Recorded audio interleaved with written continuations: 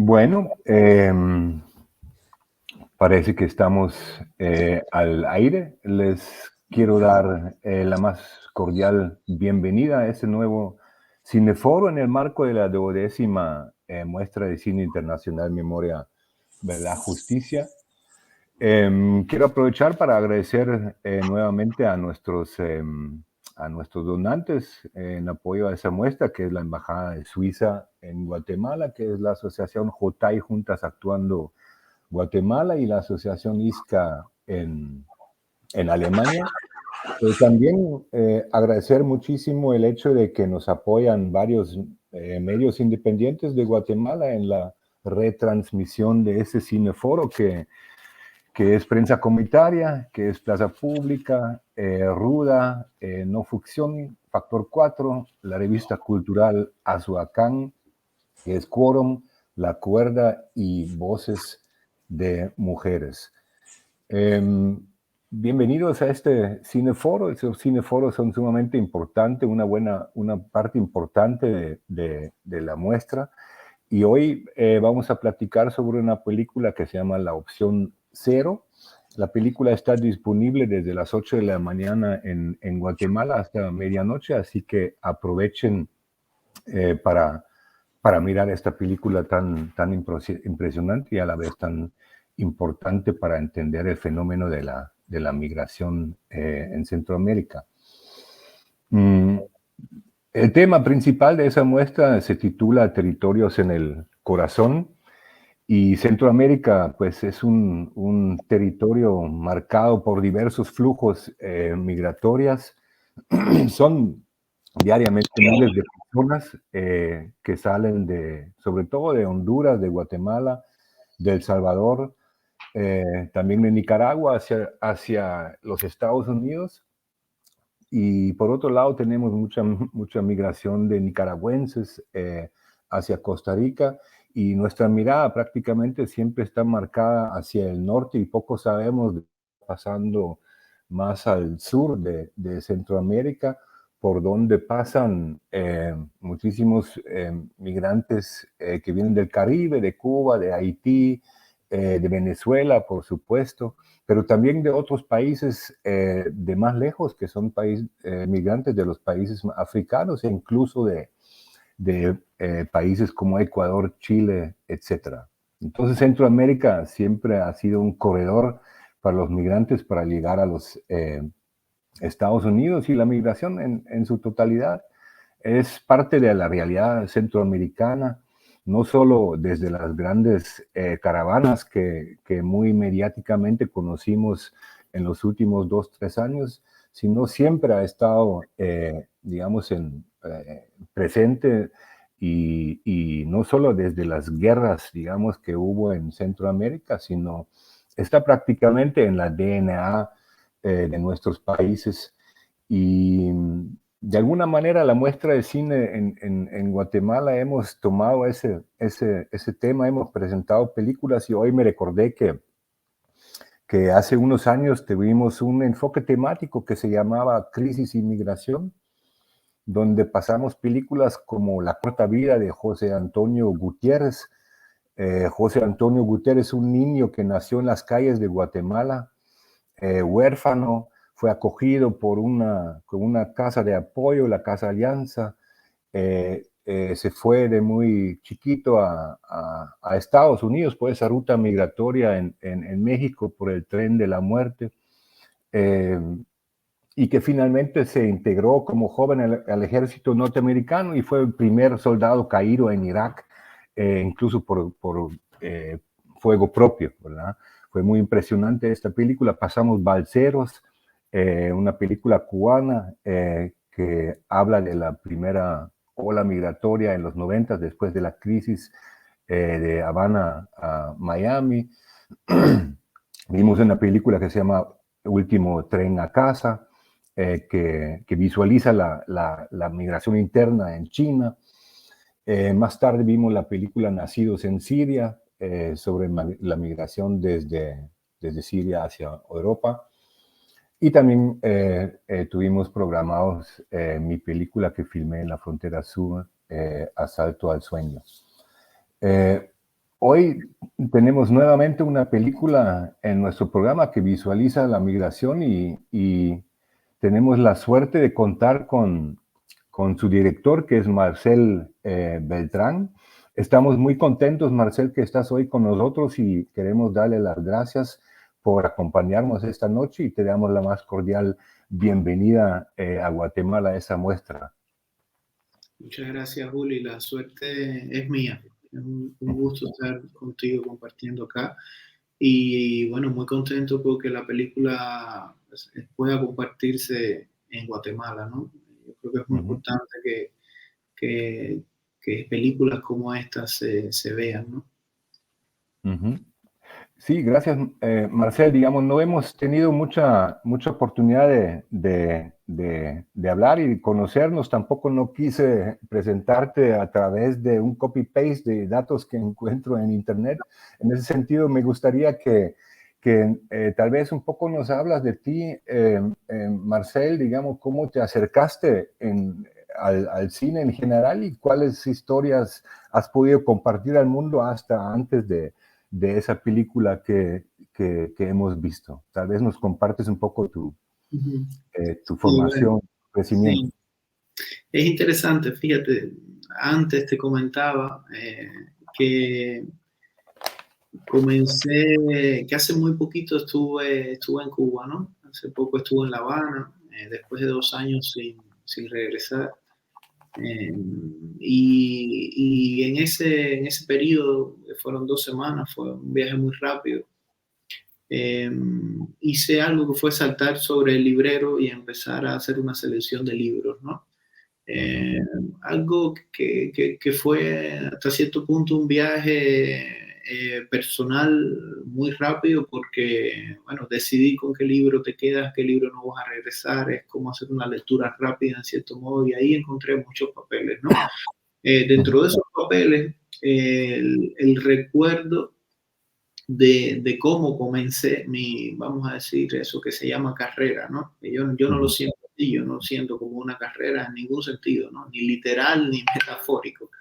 Eh, eh, y todo comenzó en una emisora de radio, Uli. Todo comenzó en la radio. Me encontré hace muy poco unas cartas sobre directores de radio, haciendo como una especie de aval sobre mí. Y fue muy lindo, ¿no? Porque la radio para mí fue a los 16, 17 años la primera impresión, cercanía que tuve con el trabajo dramático, con el trabajo me estoy refiriendo a una emisora que se llama Radio Progreso, donde se hacen radionovelas, ¿no? Ese fue mi primer acercamiento, diría, con el cine mismo, ¿no? No sabía lo que era el cine. Luego después, bueno, me tocó estudiar, estudié en la Escuela de Cine Cubana, que es vamos a decir, la FANCA, la Escuela del Instituto Superior de Arte, de ahí San Antonio de los Baños. ujú, Y después me fui a Canadá, a estudiar en Canadá, donde sincronicé un poco, vamos así, con la vanguardia de cine experimental por allá. Y luego de eso ha venido un área sobre todo de compartir un poco las experiencias, ¿no? Y desde ese momento trabajo también en formación y asesorías y todo esto, ¿no? Esta película nace de esos deseos que todo cineasta tiene, ¿no? Proyectando o proyectándose más bien en cuestiones donde siente que hay algo que le pertenece, ¿no? ujú, Eh, pero que desde mi punto de vista, en el momento en que me imaginé haciendo una película como esta, era prácticamente imposible, ¿no? Yo tengo un poco para mí ese mecanismo de trabajo, ¿no? Donde voy vamos a decir, anotando, recopilando ideas, cuestiones que no son exactamente realistas siempre, ¿no? O sea, ujú, veo algo que me atraviesa, me interesa y puede ser en Somalia y tomo una nota, ¿no? Y después veo. Pero el cine documental, y seguro tú lo sabes muy bien, ¿no? Esta cuestión de ten mucho cuidado con lo que deseas porque se te puede cumplir, ¿no? Y hubo un momento en que comenzó esta migración cubana atravesando el continente, pasando por Centroamérica, Y fue precisamente en Costa Rica en el año 2014 donde yo pude no ver, pero sí saber que había una situación con migrantes cubanos ahí intensa, ¿no? A partir de ahí vino un poco este deseo, pero ¿cómo sincronizas con una situación así? ¿Cómo vas al encuentro? Y fue bastante difícil. No fue hasta el año 2017, cuando estaba en el Festival de Cine de Panamá, que esta situación, vamos a decir, vino a mi encuentro. Esto no es una película que voy a decir que planifiqué, que se escribió. Es prácticamente imposible hacer eso, ¿no? O sea, fue una película que me encontró, más allá de que ya en mí estaba, vamos a decir, sembrada aquella semilla, aquel interés de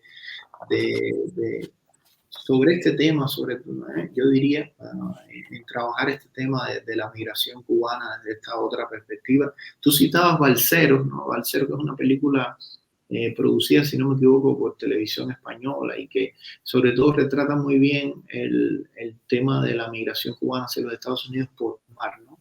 Que esto es una migración muy distinta, una migración que va por tierra, ¿no? Donde los cubanos muchas veces salen al país a un punto posible en el continente. Muchas veces es Guyana, en algún momento fue Perú, en otro momento fue Uruguay, ¿no? A partir de ahí empezar a recorrer el continente hasta llegar a la frontera con México, ¿no? Hay una circunstancia específica, vamos a decir, que es la que yo me concentro en la película, que es que cuando ellos llegan a Turbo, en Colombia, lo siguiente para llegar a Panamá es la selva de Darién. O sea, ahí se acaban las carreteras, la Panamericana se interrumpe y hay que cruzar esa selva, ¿no? Claro. Entonces, yo conozco a estos migrantes estando ellos en un campo de acogida de la organización Cáritas, donde llevaban ya aproximadamente unos 7 u 8 meses ahí bajo la protección de esta institución, porque el gobierno panameño había cerrado las fronteras para el tránsito de cubanos y se había creado una situación complicada, ¿no? Y eso es un poco, vamos a decir, cómo la película sobre todo llega a mí, que sería la manera correcta de decirlo, ¿no? También te tengo que confesar que mi primera impresión al saber de esto no fue la de hacer una película, fue la conmoción de asistir a algo, de asistir en primera persona a un evento capital de la historia y el presente de mi país, del cual no se da cuenta en los medios de comunicación cubanos, ¿no? Yo nunca había visto una imagen como aquella que me encontré, ¿no? Y eso fue conmovedor. Entonces, mi primera relación con el espacio fue el de acercarme a ellos y el de conocer un poco de cerca, y no como cineasta, sino como cubano, ¿no? ¿Cuáles eran las cuestiones, las circunstancias que los habían llevado hasta ahí, pero no desde lo político y lo emocional, sino más bien desde algo mucho más profundo y que ellos mismos a veces no podían explicar, ¿no? Entonces la llama de la película nace cuando comienza a compartir conmigo imágenes de sus teléfonos celulares.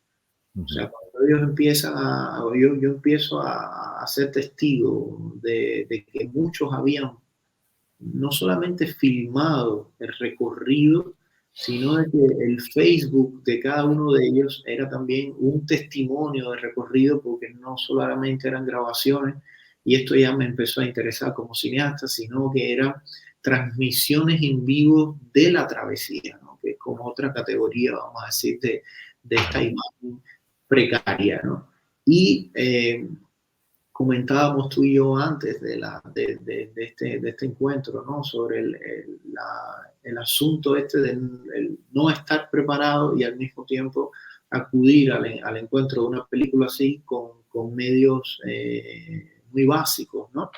Y esto fue otra cosa que como cineasta me interesó mucho, Julio. O sea, el Ujú. acto de estar ahí frente a ellos con una cámara muy precaria, con un sonido muy precario y hacer la película con eso, ¿no? O sea, de algún modo creo que se establecía una relación, ¿no? De paridad entre nosotros y donde yo también estaba trabajando con medios que son, vamos a decir, bastante comunes, ¿no? Que es algo que me interesa, el hecho de hacer cine con medios que son posibles para todos, ¿no?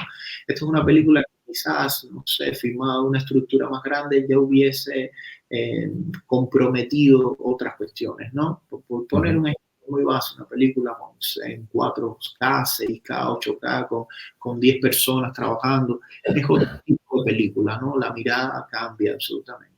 Claro. Entonces, fue una experiencia en primera persona, ¿no? Donde en cierto modo se podría decir que esta película es casi como una suerte de autorretrato también, porque yo empecé la película visitando Panamá por el festival, después tomé la decisión de ir, de regresar al campamento cuando supe que ellos nos iban a remover de ahí, y durante toda la película, ¿no? Que fue viajando conmigo en mi mochila, editándose en un hotel, en un sitio donde yo estaba Ujú. momentáneamente, ¿no? Una película que atravesó 10, 15 países, no lo sé, y que terminó editándose finalmente en Brasil, donde yo resido actualmente. O sea, yo empecé la película viviendo en Cuba y terminé la película viviendo en Brasil. O sea, de alguna manera es una película que a mí me cambió muchísimo también en su experiencia, ¿no? Claro. Sí, gracias, Marcel. Para las personas que recién se están conectando, estamos con Marcel Beltrán, el director de la película La Opción Cero, y estamos en un diálogo sobre la película. Y como les dije anteriormente, después de ese intercambio sobre la película, pueden hacer preguntas a través del chat que están abiertos en varios medios de comunicación. Marcel, regresando contigo. em, Estabas hablando de que en Cuba mismo no hay muchas imágenes, digamos, de la migración cubana. Por otro lado, por ejemplo, cuando yo andaba en la frontera sur de México, tipo 2006, 2007, me encontré ya con ciudadanos cubanos que habían salido de su país y ellos, lo que me llamó mucho la atención, de que ellos prácticamente no tenían ni idea de cómo era la realidad en Centroamérica. Llegaban a un país y andaban asustados de la pobreza, no tenían orientación, o sea, no había realmente una idea de a lo que ellos se lanzaron, digamos, ¿no? En ese sentido, creo que es interesante, de tanto no se transmite esa imagen de la migración, y los mismos cubanos que llegan hacia afuera tampoco no hay una idea. Me imagino que fue bastante interesante para ti encontrarse con compatriotas, con ciudadanos tuyos, digamos, en un lugar fuera de Cuba, digamos, ¿no?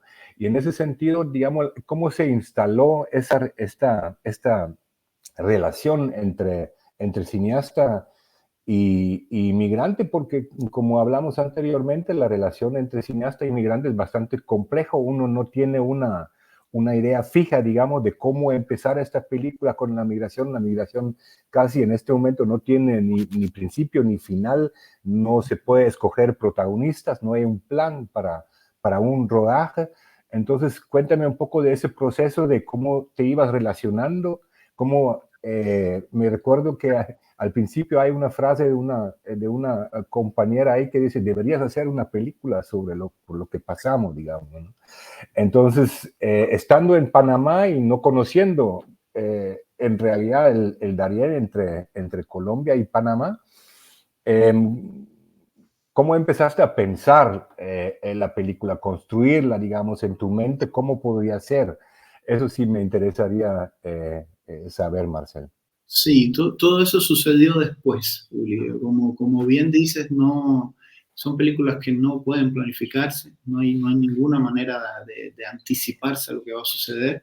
Y en una situación bastante comprometida a nivel humano, porque en ese campo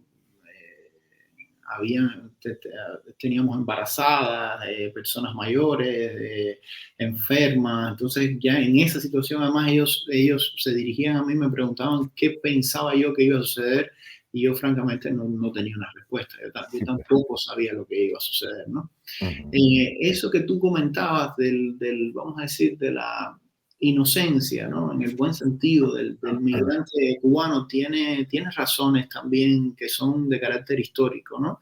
Que tienen que ver un poco con la desconexión que sufre Cuba con respecto a Latinoamérica, Centroamérica y Caribe, después de que se declara el carácter socialista, comunista de la Revolución Cubana en los años 70, en el 71, ¿no? O sea, a Ujú. partir de ahí, ¿no? Para nosotros como cubanos quedaron mucho más próximos los países como Bulgaria y como Hungría y como Polonia, ¿no? Que países como Guatemala, como El Salvador, ¿no? Como Nicaragua, ¿no?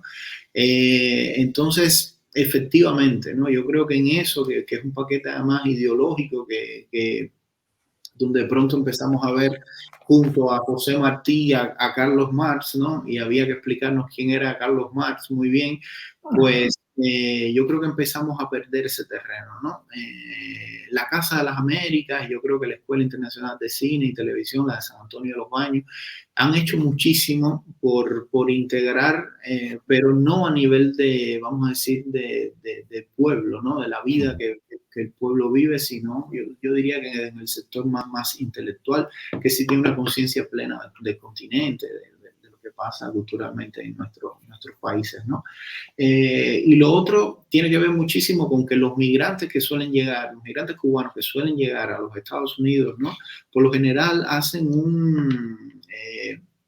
una suerte de olvido del proceso, por lo general no comparten el proceso, que muchas veces se entiende, es bastante traumático, y parece que es muy fácil, empieza a parecer que es muy fácil, que tú simplemente sales de Cuba, empiezas a atraviesar la selva, y de ahí llegas a México, y después cruzas la frontera, y cruzas el río Bravo, y todo es muy fácil, ¿no? Las vicisitudes, las angustias, no las comparten, y eso ha hecho también que se piense de la isla hacia adentro que es simplemente intentarlo y tener suerte, ¿no? Entonces, efectivamente, tú tienes toda la razón. O sea, los migrantes que yo encontré allá, y eso se ve muy bien en la película, ¿no? Van atravesando la selva de Darién como si estuviesen de vacaciones en un campismo. O sea, no tienen ni idea a qué se van a enfrentar. En Cuba no hay selvas, en Cuba no hay animales tampoco que uno puede encontrar en una selva. Y el sentido común, ¿no? Que es necesario para sobrevivir en ella no existe en nosotros como cubanos, ¿no? De modo que, claro, muchas de las cuestiones que para ellos fueron las más difíciles en el plano físico, les sorprendieron absolutamente, ¿no? En el medio del recorrido. A todo eso se suma, ¿no? Una maquinaria, ¿no? De trata de personas que está muy bien, ¿cómo decirlo? Que tiene un engranaje que funciona y que va, vamos a decir, llevándolos, ¿no? Por derroteros que tampoco son familiares para ellos, ¿no? O sea, ellos no tienen como... Entonces, bueno, el migrante cubano ya es un migrante que yo creo que visiblemente se sabe que es cubano, ¿no? O sea, por la manera en que va vestido, por cómo interactúa, y yo creo que eso al mismo tiempo los hace ser como un blanco fácil de muchas cosas. Como te comentaba antes, la película se pensó, se estructuró y alcanzó su forma final en el montaje. En ese sentido, te Claro. podría decir que es una película de montaje y no un filme que obedece, ¿no? A una planificación, a una doctrina más establecida, donde el orden de las cosas. No, yo diría que yo filmé la película mientras editaba la película, o sea que la cuchilla de editar, ¿no? Era la cámara, más que la cámara misma. O sea, mi preocupación como cineasta en el momento de filmar, de estar con ellos, era el intentar, en la medida de lo posible, estar con ellos y registrar, captar, ¿no? Observar con paciencia y con una suerte también de amable resignación, ¿no? Todo lo que iba ocurriendo, ¿no?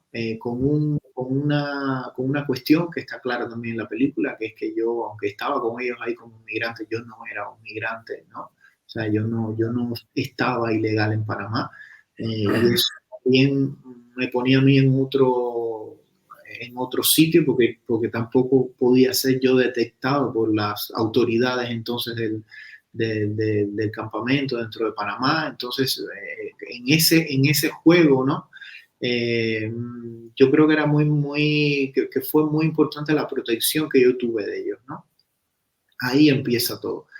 La película está filmada en dos partes. Hay un momento en el que es este momento que te conté antes, donde yo los conozco, estoy en Panamá, qué sé yo, por el festival y regreso. Y ahí empezamos a establecer un contacto por Facebook, que es la plataforma desde la cual la película más si cobra como su sentido. Y ellos me dan una fecha y me dicen que los van a mover de ahí, que van a irse, ¿no? Que es lo que sucede al final de la película, que el Senafrón lo saca del campamento. Y la decisión, Uli, fue agarrar un pasaje e irme para allá, así, con una camarita muy pequeña y un sonido muy pequeño, e irme para allá, ¿no? Y claro, yo creo que cuando ellos me vieron llegar, ¿no? Dijeron, bueno, este está totalmente loco, ¿no? Pero qué bueno, ¿no? Porque tenemos a alguien alguien que nos pueda escuchar, alguien con quien conversar. Eh, y yo creo que eso fue sobre todo vamos a decir, la única clave que tuvo el rodaje, porque yo no sabía absolutamente nada de lo que podía pasar, ni siquiera si era una película aquello que yo estaba filmando. Y hay algo que tú mencionaste también que yo creo que es muy importante, que es la imposibilidad de concentrarse en algo o en alguien, ¿no? Los sucesos siempre te van sorprendiendo y hoy en la mañana alguien te dice que en la tarde te ve y te cuenta su relato y esa persona en la noche se fue o no sabes más de ella, ¿no? Entonces, yo sentía que era una película efectivamente que no podía concentrarse en una experiencia como para que al final tú te preguntes, bueno, ¿qué pasó? Llegó o no llegó, sino más bien hablar un poco del corpus, que son en definitiva los migrantes cubanos en todas sus, ¿no? Yo creo que la película está filmada en Panamá, pero no es una película sobre Panamá, una película Claro. es Cuba, es una Cuba que ellos inventan, es un poco ese mundo que uno lleva a cuestas, y en el cual yo también trabajo, vamos a decir, sensorialmente, ¿no? En el montaje de la película, porque justamente están intentando huir de un lugar que va con ellos, ¿no? Claro. Inseparable de ellos, ¿no? Yeah. Entonces, la experiencia de montaje fue vamos a decir, la hacedora de la película en sí. Hablando de aproximadamente un año y medio de montaje. Wow. Un año y medio de montaje. Sí. Cosa que la mayoría nunca se imagina, que nunca se ve, digamos, ¿no? Nuevamente, para las personas que están con nosotros, Marcel Beltrán, el director de la película Opción Cero, y les invito también de mandarnos sus preguntas, digamos, a los diversos chats para aprovechar esta oportunidad que tenemos con Marcel de estar hoy con nosotros. Marcel, digamos, la película no es una película, digamos, fácil, es una película compleja que sorprende en muchos momentos, digamos, no es una narrativa formal ni en lo visual ni en muchos aspectos, y hay bastantes rupturas también formales. Si vemos el principio de la película, vemos esa impresionante imagen, digamos, de cómo esa lancha o este bote llega a la costa colombiana, me imagino que es por ahí, por Turbo. filmado por celular y después hay un corte y vemos los preparativos creo que es el Día de las Fuerzas Armadas en Cuba o algún aniversario del Granma. Entonces ahí vemos una gran diferencia entre lo que es la imagen. Uno es la imagen del cineasta que planifica, que construye su mirada, digamos, hacia la realidad, y por otro lado, ahí, digamos, hay una imagen ajena de ti. Además, el celular es una herramienta no cinematográfica, sino una herramienta para filmar, para comunicarse con el otro, para retratarse en vivo de alguna situación. Digamos, ¿cómo era para ti, digamos, de aceptar de alguna manera el celular como una imagen que termina siendo una imagen cinematográfica en la pantalla, comparado, digamos, con el cine que tú nos muestras en las imágenes sobre La Habana o en tus anteriores películas, que es un cine que son imágenes muy líricas, muy poéticas? ¿Cómo fue esa necesidad de usar imágenes que no son cinematográficas para ti? Sí, a mí desde el inicio me interesó muchísimo el tema de trabajar con los celulares y con la precariedad de las imágenes de los celulares, ¿no? Digamos, los teléfonos móviles que atravesaron la selva del Darién sufrieron durante ese recorrido, y muchas veces no se trataba del mejor iPhone o del mejor Samsung, ¿no? Sino de teléfonos que creaban una imagen muy porosa, ¿no? Una imagen con mucha textura, muy comprimida, y eso me interesó. Me parecía que era el dispositivo perfecto para hablar de esta cuestión, ¿no? De esta especie de contradicción tan fuerte que hay entre la ley y la justicia cuando de los migrantes se trata, cruzando las fronteras de Centroamérica, ¿no? Sobre mi imagen no tengo realmente mucho que decir, ¿no? Me contuve la idea, o sea, al inicio la película contaba con más imágenes de celular que imágenes propias, ¿no? O sea, fue de alguna forma encontrar un equilibrio donde yo, que tampoco debo esconderme, ¿no? O sea, tengo que hacerme cargo de mi propia película. Esto es un filme que yo creo que también es como es una decisión, no solamente como cineasta, sino como cubano, ¿no? Y hay cuestiones que ya empiezan a ondular, ¿no? Como un péndulo donde la propia película te exige que te hagas responsable sobre determinadas cuestiones, ¿no? Y ahí es donde entran, vamos a decir, mis imágenes, ¿no? Entonces fue más bien no convertir esto, vamos a decir, en dos voces que conversan, ¿no? O sea, soy yo por un lado, ¿no? Sino que de alguna manera el recorrido de la imagen y el sonido, ¿no? Durante la experiencia de ver la película fuesen guiándote por este sitio donde yo efectivamente nunca me propuse trabajar a partir de una estructura narrativa, ¿no?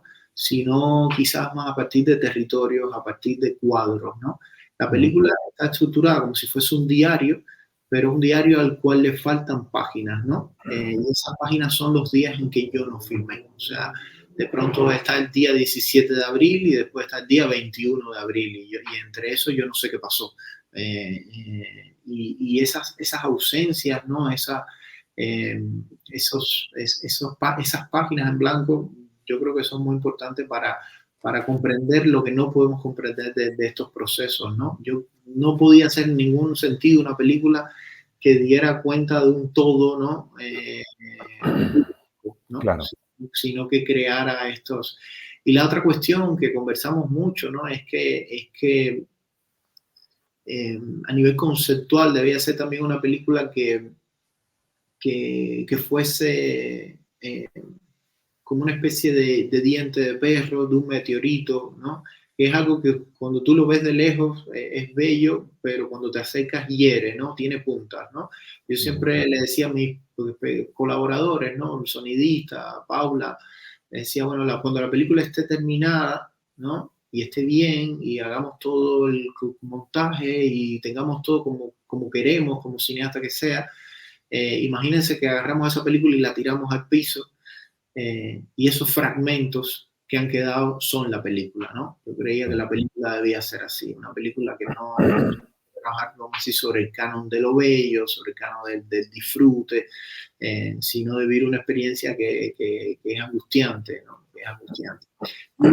Luego hay otra cuestión que me interesó muchísimo, que es que la película tiene una serie de tiempos, ¿no? En ese sentido es casi que arqueológica, más que hacia arriba, ¿no? Hacia abajo, porque hay una cuestión que es el tiempo presente, que es yo en Panamá, en este campo, donde estamos girando constantemente sobre una noria, no pasa nada, hay una angustia perenne, no sabemos qué va a pasar al día siguiente, y la película entonces se mueve solamente a partir de los teléfonos celulares y la experiencia que ellos han tenido, ¿no? Yo nunca estuve en la selva de Darién, yo nunca hice ninguno de estos recorridos, y eso me interesaba muchísimo porque a partir de ahí la experiencia del viaje era una experiencia real, verdadera, que ellos compartían conmigo en la película, ¿no? Y luego, claro, están las otras cuestiones que tienen que ver con la presencia de Cuba, que es el lugar del cual ellos salen y que permanece con ellos constantemente. Y por último, las conversaciones que yo sostuve con muchos de estos amigos y que terminaron impresas en la pantalla de la película como una manera también de estructurar, desestructurando estos cuadros, ¿no? Estos fragmentos. Entonces es una película que está hecha como un mosaico y de ahí la gran dificultad que fue juntar todas estas piezas, ¿no? Y generar algo. Hay una secuencia que está en el primer capítulo que dura unos 17, 18 minutos, que es todo teléfono celular atravesando la selva, ¿no? Exacto. Por lo general, tú lo mencionabas, ¿no?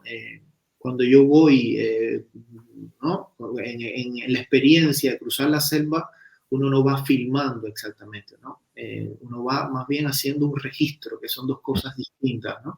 Y es un registro breve, entonces yo trabajé con muchos fragmentos muy pequeños, ¿no? Algunos no parecían ni siquiera ser la selva, podían haber sido, ¿no? El patio de una, ¿no? Sí, ¿por qué? Por lo que se veía, quienes se veían, entonces darle sentido a todo esto para reconstruir una experiencia del viaje fue uno de los procesos, vamos a decir, más complejos del montaje. Me imagino, Marcel, sí. Y ya vienen las primeras preguntas, Marcel, pero antes, digamos, de entrar al diálogo con nuestro público, tengo dos preguntas todavía que tal vez puedes contestar brevemente. Primero es por qué decidiste, digamos, de enfocarte en el, digamos, en el desfile en La Habana, incluso que no es el desfile oficial, no es el mero día de la celebración, sino es como una preparación, digamos, ¿no? Están los actores, incluso se están probando los discursos, los estudiantes están llevando un mantel grande que dice pueblo, pero no hay pueblo, digamos, y ahí por ahí va mi pregunta, ¿por qué decidiste, digamos, contraponer esas imágenes de los preparativos en ese día? Porque hubieras podido escoger otras imágenes de la vida diaria que tal vez a uno le dan una cierta idea del por qué los migrantes salen de su país, digamos, ¿no? Por otro lado, digamos, refiriéndome un poco a tu comunicación con los migrantes, casi no hay preguntas, no haces preguntas, digamos. Hay prácticamente, creo que recuerdo solamente una entrevista donde el niño te cuenta prácticamente pidiendo permiso de su mamá, su travesía, donde hablan directamente a la cámara. Mi pregunta, Marcel, es ¿por qué no hiciste la pregunta del por qué salen? Me imagino que hay una cierta curiosidad del cineasta siempre hacia los protagonistas, de no solamente contar, sino de querer saber, de querer tener información. Y, y en ese sentido, evadiste, digamos, la problemática de por qué los migrantes salen de su país. El desfile del Día del Ejército o del aniversario, qué sé yo, es una metáfora. ¿Para qué? Tal vez nos puedes contestar esas preguntas antes de entrar con el público. Sí, de alguna manera, ¿no? Con los datos que has dado, me has ayudado a responderlo, ¿no?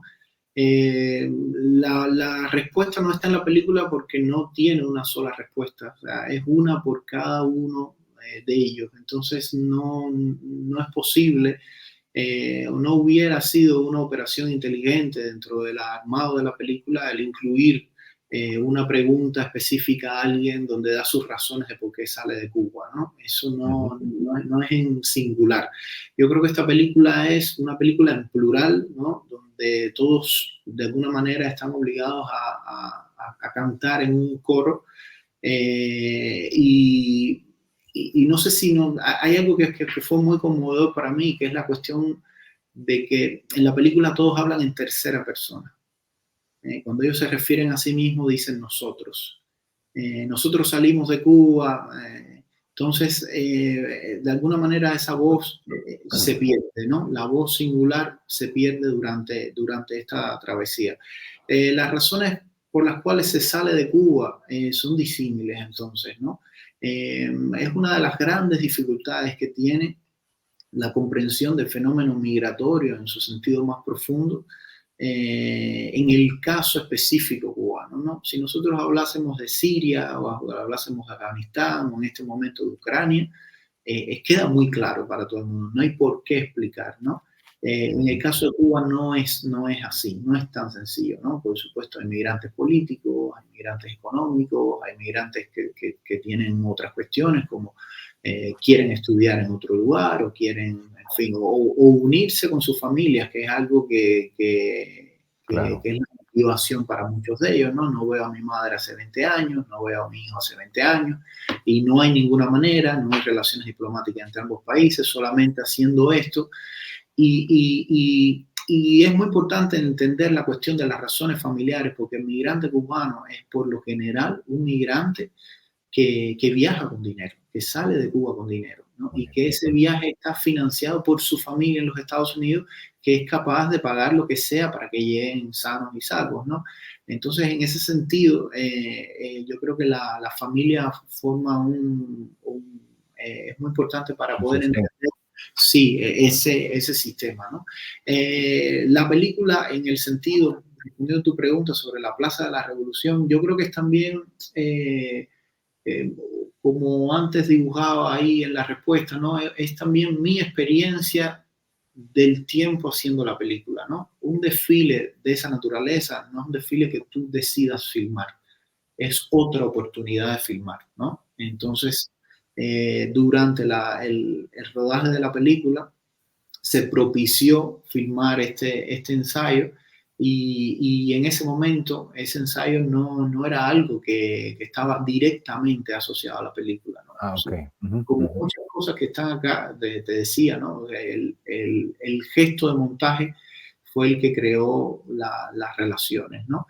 Y la relación por dónde viene, ¿no? Pues efectivamente, yo creo que si ves, es una película que no esconde su manera de entender, ¿no? La excisión que hoy existe con respecto a las cuestiones que atraviesan a todos los cubanos desde su deseo de poder salir y querer salir del país, ¿no? Donde hay sobre todo cuestiones que tienen que ver mucho con la libertad en todos los sentidos, ¿no? Yo creo que ya entrar a pormenorizar la libertad es como de alguna manera reducirla, ¿no? Libertad con mayúscula, libertad económica, libertad de expresión, libertad en todos los sentidos, ¿no? Y eso es algo que sí era, vamos a decir, bastante sintomático en este sitio, ¿no? El uso que ellos hacían durante el recorrido de una supuesta libertad que no tenían en Cuba, ¿no? Hay un momento en el centro de la película donde se reproduce un diálogo eh, que tienen con una mujer que había estado en Cuba y que ella le empieza a contar un poco, ¿no? Lo bien Sí, que era, lo bueno que era, vamos a decir, estar en Cuba, que es algo que se repite mucho también. sí. Entonces, es un migrante que se politiza también por el camino, ¿no? A veces no sale de todo politizado, pero las herramientas que tienen son politizarse porque a partir de ahí es que puede encontrar asilo, refugio, vías, ¿no? Y que, como sucede al final de la película, ¿no? Cuando llega a los Estados Unidos, automáticamente lo que quiere es regresar. Entonces, es un fenómeno que es que es muy complejo, ¿no? Que necesita horas y horas y horas de análisis, y por eso yo no doy vamos, es que no una respuesta, es más, yo no me acerco a esa cuestión dentro de la película, porque no es algo que me concierne en cuanto a cineasta, ¿no? En una sola obra. Es una cuestión muy complicada, muy profunda y que atraviesa a cada uno de una manera muy distinta, de acuerdo a su tradición política, a su, ¿no? En fin. Claro. Entonces, la película no se concentra en esto, Ujú. pero sí hay algo que es muy conmovedor, que fue muy conmovedor para mí, Uli, ¿no? Y es lo siguiente, mientras, eh, mientras los cubanos estaban en Panamá, ¿no? En un encuentro con las autoridades panameñas, ¿no? Para saber si iban a ser deportados a Cuba o si iban a ser trasladados a un tercer país o si iban a estar presos o lo que fuere. Después de algunos tener un recorrido de más de un año de tránsito, más de un año de tránsito, en ningún momento hubo autoridades por parte de la embajada cubana. O sea, el inmigrante cuando sale de Cuba y entra en esta situación de irregularidad no tiene ninguna representación por Wow. parte de las autoridades cubanas. Y eso para mí fue muy conmovedor, ¿no? Fue muy Ujú. conmovedor saber que de alguna manera se convierten en una no persona, ¿no? Donde es ese tercer país el que tiene que hacerse cargo un poco de cómo maneja las situaciones, que son a veces situaciones humanitarias al límite, es algo que yo creo que habría que revisar. Sí, tipo paria, tipo Sí, expulsado, digamos, ¿no? sí. Marcel, tenemos varias preguntas. De hecho, ya no nos queda mucho tiempo. Es sumamente importante lo que estamos hablando, pero te voy comentando un comentario de parte de Alejandro que dice un excelente retrato del drama humano de la migración y a la vez para nosotros los guatemaltecos un acercamiento al pueblo cubano y su realidad, porque estamos un tanto desconectados de esas otras similitudes de nuestros pueblos. De ahí hay como tres preguntitas, como tenemos relativamente poco tiempo, Marcel, te pido ser un poco breve. Pregunta Mónica, ¿qué distancia emocional debe poner un cineasta que filma realidades tan duras a la hora de que los migrantes tienen un desenlace triste o desafortunado? ¿Cómo soltar a los personajes a la mitad del camino? Sí, para eso, Mónica, sobre todo hace falta tiempo, ¿no? Estas películas como las parábolas budistas, ¿no? Donde hay un monje que tiene una flecha clavada y vienen otros monjes a asistirlo y el monje empieza a preguntar, bueno, pero ¿qué pasó? ¿No? Te han clavado una flecha, pero ¿de qué tamaño es la flecha? Una flecha de tantos metros, pero ¿de qué color negra? Y discutiendo esas cuestiones, el monje muere, ¿no? Y después el Buda dice, así como el vasto océano tiene un solo sabor, que es el sabor del azar, sácate la flecha y después discute todas estas cuestiones, ¿no? Estas películas se hacen con la flecha clavada, ¿no? Y no hay otra manera, porque son territorios y travesías donde la cuestión es tener una flecha clavada. Entonces, por eso es que esta película demoró tanto tiempo en montarse también. Las cosas no son tan evidentes, no son tan claras en un mes, en 2 meses, y todo ese tiempo también hace que uno empiece, en cierto modo, a tomar distancia, distancia de pintor, no distancia de alejarse de la película, de olvidarse de la película y después regresar, sino más bien alejarse un poco y intentar ver, ¿no? A través del tiempo y de los tiempos la película que está haciendo, ¿no? O sea, ya no solamente como cubano, sino como ciudadano, vamos a decir, del mundo esencial, del universo, y a partir de ahí entender ese drama desde otra dimensión, quizás podríamos decir humanista, ¿no? Desde un punto de vista humanista. Esa es un poco la cuestión, pero cuando eso no está claro, yo creo que la única receta es el tiempo, ¿no? Ok, muchas gracias. Marcel pregunta, una pregunta de Marisol que dice, ¿es posible que una película así circule de alguna manera, aunque sea informal, entre el público cubano? Y en ese caso, ¿cuál podría ser una reacción del público? Sí, sí, es posible que circule de manera informal. Es algo que yo no he propiciado conscientemente porque, o sea, yo creo que incluso de manera informal debemos ser responsables, ¿no? Entonces, dentro de la película aún hay muchas amigas y amigos que están haciendo la travesía todavía, ¿no? Que fueron deportados una vez, dos veces, tres veces. Entonces, no es un momento en el que de pronto la película se pueda poner en un mercado informal y llegue a los familiares o no, mientras ellos todavía están en una situación vulnerable. Pero sí, es una película que es inevitable, a pesar de mí se va a ver, ¿no? No puedes controlar eso. Y creo que sí, que será un motivo quizás para debatir algunas cuestiones. Ojalá. Ujú. Gracias, Marcel. Pregunta Roberto, ¿mantienes contacto con los personajes de la película y cuáles fueron sus historias después del viaje? Sí, sí, mantengo contacto, son disímiles, son un poco de todo, ¿no? Eh, yo mencionaba antes el tema de la tercera persona, pues aquí podríamos hacer una distinción porque los que lograron llegar recuperaron esa primera persona y se comunican conmigo de alguna manera como si yo fuese parte de un pasado al cual ellos no quieren revisitar, ¿no? Ujú. Y hay otros que están en Cuba, que fueron deportados, y otros que están haciendo la travesía en este momento y que me han dicho, hagamos la segunda parte, que empiezo a filmar en los volcanes. Y entonces hay un poco de todo. Pero como magistralmente decía Eduardo Cuchiño, el documentalista y cineasta fantástico brasileño, decía, yo siempre cuando termino un rodaje, ¿no? Me quedo con esa impresión última, guardo esa impresión última que tuve, ¿no? Del encuentro y no sigo volviendo a esas personas porque la vida de ellos cambia y de alguna manera también va a cambiar mi impresión, de modo que cuando yo vuelva a editar la película va a sentir que algo falta, ¿no?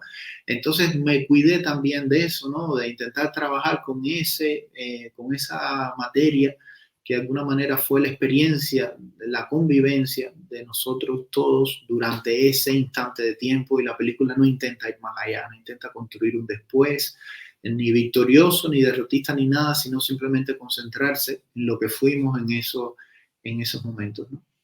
Ujú. Em, por el momento no hay otra pregunta de parte del público, creo. Déjame ver el teléfono. No, entonces yo tendría otra pregunta para ti, Marcel, tal vez para cerrar, porque ya estamos Sí, bastante avanzados. Em, ¿Cómo, cómo ubicas, digamos, tu propio cine? Porque tenemos, digamos, ahí ese tipo de cineastas que tratan a través de sus películas cambiar las cosas. Digamos, una película, digamos, con un objeto, como son los migrantes, conmueve mucho al cineasta. Por, te pongo un ejemplo, cuando yo estaba filmando en una cárcel de deportación en el sur de México, antes de cerrarme la puerta, los migrantes que estaban así apretadísimo en un lugar sumamente sucio, sobrepoblado, me gritaban todavía por la ventana, ¿y tú qué puedes hacer por nosotros? ¿Verdad? Entonces eso te mete en una posición que tal vez ni quisieras tener, ¿no? Porque la responsabilidad es demasiada y tú eres un humilde cineasta que trata de visualizar cosas que son para la gran mayoría invisibles, ¿no? Entonces yo te pregunto, Marcel, digamos, ¿cómo te ves tú como cineasta? ¿Cuál es la relación que tú tienes con la realidad? Eh, digamos, ¿te interesa el cine tal vez como un formato o cómo te autodefines como cineasta? Sí, es algo que intento no hacer, Uli. Intento no autodefinirme en ningún sentido, ni Ujú, como cineasta ni como no cineasta. Para mí el cine es un cúmulo habilidades más que un arte en sí mismo, ¿no? No tengo al cine en ese lugar donde supuestamente un cineasta debía tenerlo, me interesan a veces más otras artes, ¿no? Como la pintura o la música, me siento más cerca de eso que del cine propiamente dicho, ¿no? Ujú. Pero para mí el cine es sobre todo en este momento una posibilidad de encuentro conmigo mismo, una posibilidad de estar solo, de reflexionar, de pasar un tiempo en contacto con la realidad desnaturalizada, y eso es algo que sí me interesa, ¿no? Vivimos en un contexto donde hay un bombardeo de imágenes, ¿no? Tan fuertes que imposibilitan la reflexión sobre la realidad misma, ¿no? Tú mencionabas antes documental, ¿no? Ahora mismo estamos en un instante donde hace ya unos 10, 15 años, ¿no? Yo creo que al inicio de los 2000 empezó el boom del cine híbrido, llamar cine híbrido, y todo esto para mí es una cuestión muy peligrosa, incluso a nivel político, ¿no? Porque yo trabajo con la realidad, para la realidad, y eso me permite ver la realidad y pensar la realidad. Y eso son operaciones que no tienen que ver directamente con la ficción, ¿no? Entonces, esa desnaturalización de lo real es lo que a mí me permite, en cierto modo, estar vivo, ¿no? Y estar presente en mi conciencia y en mi tiempo como ser humano en esta dimensión que nos está tocando compartir afortunadamente, ¿no? Pero es sobre todo eso, ¿no? Yo creo que el cine, si no tuviera el cine, quizás no tendría la posibilidad de estar a solas conmigo mismo, ¿no? Ok. Y eso es esencialmente importante para mí. No creo que tampoco haga cine toda la vida. Creo que hay un momento en que fue el cine de la manera en que nosotros lo entendemos, es una experiencia dolorosa, esencial, muy sacrificada, y donde es la vocación en definitiva la que te arrastra, ¿no? Ujú. Pero no sé, quizás en algún momento también esa vocación cambie y uno decide que es un buen momento para dedicarse a otra cosa, a hacer otra cosa, ¿no? Cerrar la ventana.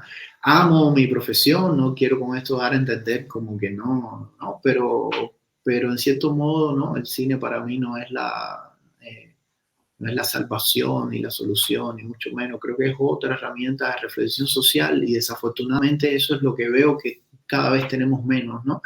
¿No? En el caso de esta película, por ejemplo, que fue una película que se estrenó en ITFA en el 2020 y siguió por un Hot Dogs virtual y un Dog New York City al cual no asistí, y una serie de festivales excelentes donde yo al día de hoy no sé cuál es la reacción del público, ¿no? Ujú. Entonces, después de estar tanto tiempo trabajando en un proyecto así, porque si vamos a la fecha de inicio y a la fecha son 4 años y medio trabajando en una película, para después no saber qué pasa con una audiencia, hay algo que está mal, ¿no? Hay algo que se ha distorsionado porque no he hecho la película para quedarme hablando solo conmigo mismo, ¿no? Claro. Ujú. Entonces, bueno, otra vez tú y yo estamos hablando aquí de modo virtual, ¿no? Eso, y es una cuestión que yo veo que no mejora, ¿no? Yo creo que no va a mejorar pues, prontamente. Entonces, no lo sé, pero no intento tampoco no sabotearme eh, buscando este tipo de definiciones o de autoconciencia, ¿no? De mi profesión, porque creo que ahí ya sería el principio del fin, ¿no? Mi modo de trabajo es muy intuitivo, ¿no? Más allá de las escuelas y de los estudios, ¿no? Trabajo de una manera muy intuitiva y siempre que miro hacia atrás, ¿no? Y reconozco entonces signos de repetición en eso que podríamos llamar mi obra, ¿no? Es que me doy cuenta, ¿no? Que de este mundo me interesa, que de este mundo forma parte de lo que en definitiva me motiva, me resulta bello y conmovedor como para dedicarme o Ujú. dedicar una película. Ya. Muchas gracias, Marcel. Digamos, ahorita me estaba recordando de que hay un migrante en tu película que dice, mira, estas imágenes todavía en 5 o 6 años va a ser historia y bueno, yo creo que es un gran aporte, digamos, de tu película a la memoria histórica de tu propio pueblo, incluso para toda la región centroamericana y a saber lo que piensa, digamos, el público que ha visto tu película en otros países. Em, Te agradezco tu Yo, presencia, Marcel, ese diálogo tan interesante. Te deseo muchísima suerte en todo y ojalá que en algún momento puedas presenciar, digamos, las reacciones del público en cualquier lugar. Siempre te damos la bienvenida en Guatemala en el futuro. Y bueno, te deseo suerte y gracias por estar. A nuestro público les recomiendo esta película. Todavía, bueno, mi reloj no vale, mi tiempo no vale, pero creo que en Guatemala hay todavía unos 4 horas para ver esta película. Aprovechen la oportunidad y les invito también para ver mañana la película Érase una vez en Venezuela. Tenemos panelistas muy interesantes. Aprovechemos esta semana y cerramos esta noche con este diálogo con Marcel y nos despedimos de todos ustedes y pasen buena noche y aprovechen a mirar esta película. Que les vaya muy bien, Marcel. Adiós, hasta una próxima oportunidad. Hasta pronto. Muchas gracias, Uli. Buenas noches a todos. A ti, sí, por tu tiempo.